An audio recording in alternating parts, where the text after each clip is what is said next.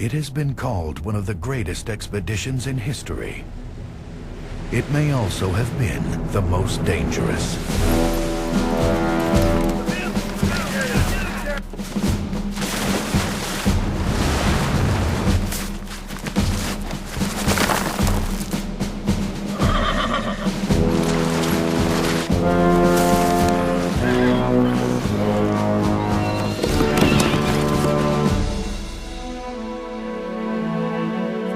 More than 150 years before man journeyed to the moon, there was another expedition to a new frontier.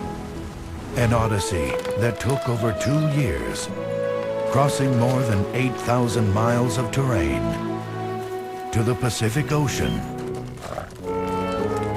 and back.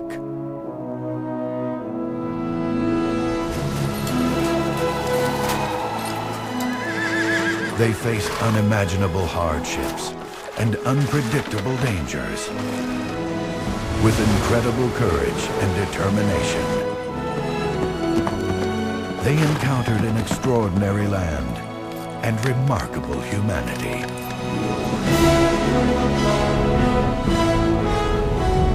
A true life adventure that defined a continent and changed the course of a nation's history forever.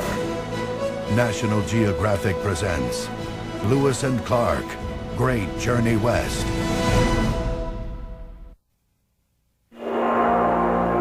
This bear is being shot, but not with guns. A National Geographic film crew is shooting him on 70mm IMAX film. I love working in this format because it's so much about the photography. Back to one, that's looking good. Here we go, everyone. Big camera, big gear, big adventure. It's the largest movie film format on Earth. When you pull one person out, the whole thing can crumble. So everybody's willpower is what makes these things happen. It's a larger-than-life film about one of the greatest adventures in history, the epic journey of Lewis and Clark across the American West.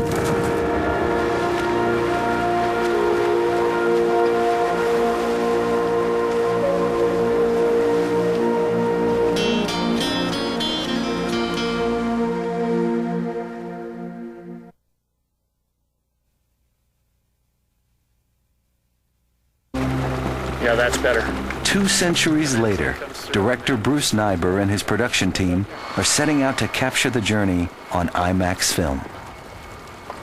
I think that the hardest thing is going to be maintaining a feeling for the audience that they are there somehow watching. Co-producers Lisa Truitt and Jeff Miller scoured the western United States for the best locations. We've had to go around and pick places in America and the general area where Lewis and Clark went, and they're just the most beautiful spots in America, you know, except for these big cameras we've got. It's 200 years ago. During the next few months, the crew will travel from Oregon to Nebraska, recreating the hardships and the triumphs of the original expedition. Director of Photography T.C. Christensen heads the camera crew. An IMAX frame is about 10 times the image size of that negative in a movie theater. So every frame is almost the size of a postcard. Video man, hold on, moving, crane's moving. Everything about this production is huge. The crew, the cranes, the camera, the film stock, and the animals.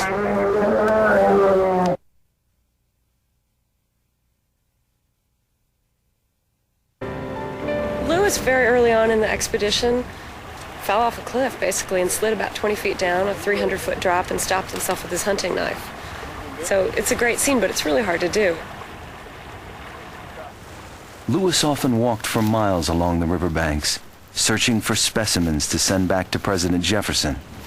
In the film, he's just found a flower he's never seen before.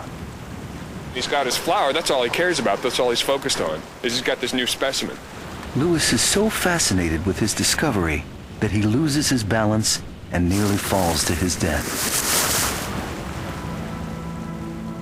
A stunt double will recreate the first part of the fall. He'll tumble down 20 feet, bounce off the rocks, and hope his harness stops him from going all the way. I'm hoping it'll be essentially just a good little bungee jump. Okay, we're ready. Camera, rolling.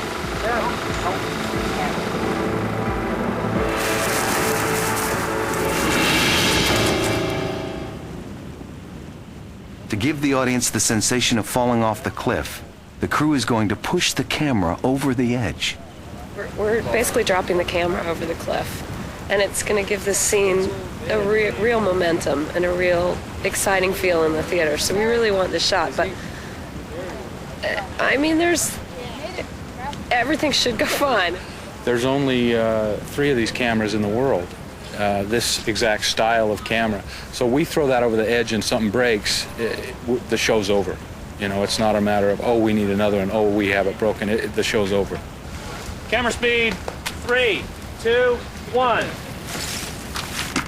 That's one of the shots that I hope people notice and talk about when they come out of the theater. Was, wow, how did your stomach feel when they went over the top of that cliff and go almost straight down? The camera survived the plunge to film again.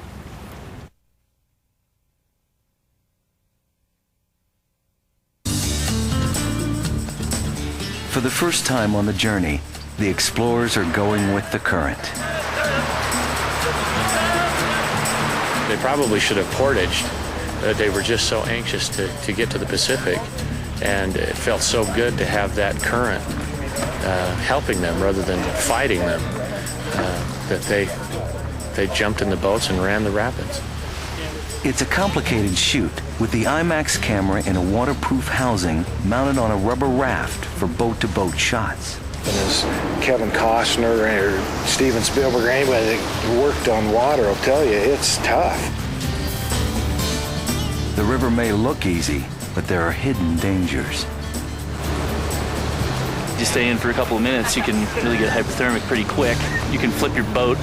You can get it pinned against rocks. You can get sucked under into holes that can keep you down. And roll. The prop dugouts are actually made of hard foam. For the movie, they're supposed to stay upright through the rapids, but it's nearly impossible to keep them from swamping. And go, Todd. Oh, that's nice. Oh, they're gonna eat it. No, they're not. No, they're not. No, they're not. No, they're not. Yeah! No! Yeah! Yeah! They're up! They're up! Woo!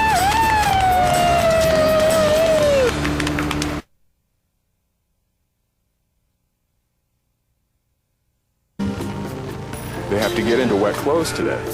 You know, their pants, their leathers, and their shirts haven't been dry for 4 or 5 days. Costumes are getting kind of mucked up and the guys are freezing. But the real guys, 200 years ago, were out in this for days on end. And they couldn't switch out. You know, they couldn't go dry off and warm up. And so it does really make you wonder how they made it. I'm soaked to the bone. These things weigh about 150 pounds each. I'm going to be very upset if I have to put my stuff on again. Hey, my man, I swam. Hey, Everybody crash pass the baton, baby. I'm going in. I'm thinking I should have taken that office job. Wet and cold, the cast heads into the river again. For actor Toby Tyler, the rapids are more than he bargained for. And I could feel the back of the boat start to sink, and I just kept digging. And then really quick, I just remember the boat on top of me and me underneath it.